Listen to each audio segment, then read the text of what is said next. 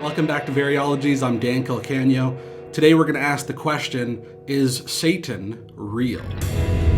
In the book of Acts, we are told about an incident in which a couple named Ananias and Sapphira sold a piece of land in order to contribute to the church in Jerusalem. They, however, lied to the apostles, and they kept some of the money for themselves. Peter's response to them was this: "Why is it that you have conceived this deed in your heart?" The immoral decision to lie about their gift was something that came from within them. And yet, look at how Peter also described what happened. "Ananias, why has Satan filled your heart to lie to the Holy Spirit?" Peter attributed responsibility for Ananias' lie to both Ananias and Satan. It was indeed Ananias' choice to lie, and he bears the responsibility. But there was also some dark force named Satan that influenced Ananias to lie. So I think it's fair to ask, what does the Bible mean when it uses the word Satan or the devil? The word Satan is a Hebrew word and it means adversary. And the word devil comes from the Greek word diablos, meaning accuser or slanderer. And so really anyone or anything can be an adversary or accuser of God's people. Therefore, these terms, Satan and diablos, can be applied to anyone or anything. However, we find times in the Bible where the definite article, where the word the is attached to these words, and there is perhaps no one person or thing in the context that necessarily is taking on an adversarial or accusatory role. And so then in that situation, who then would be Satan or the devil?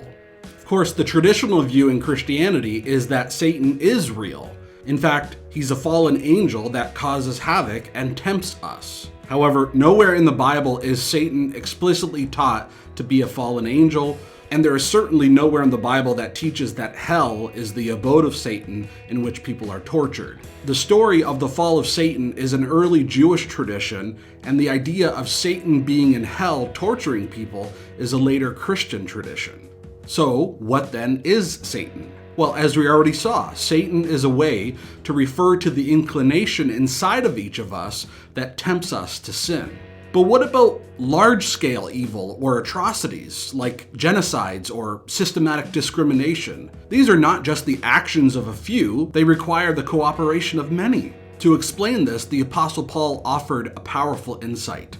He said, "Our struggle is not against flesh and blood, not against individual people, but against the rulers, against the powers, against the world forces of this darkness, against the spiritual forces of wickedness in the heavenly places."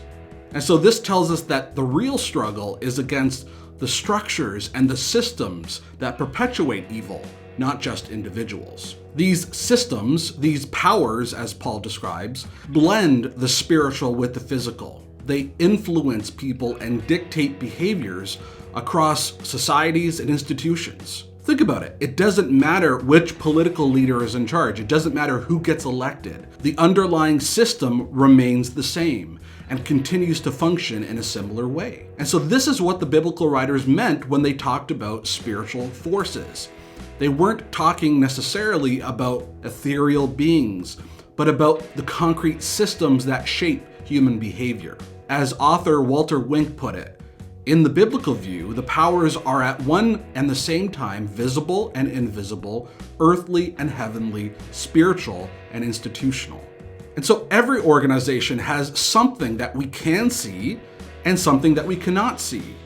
And that which we cannot see is the mindset, the culture, the way people think, and so on. And this manifests in what we see. And so an example from the first century is how, as Walter Wink put it, some first century Jews and Christians perceived in the Roman Empire a demonic spirituality, which they called Satan, the adversary. But the actual encounter of this spirit was in institutional forms of Roman life, in legions and governors and crucifixions and payment of tribute, Roman sacred emblems and standards, and so forth.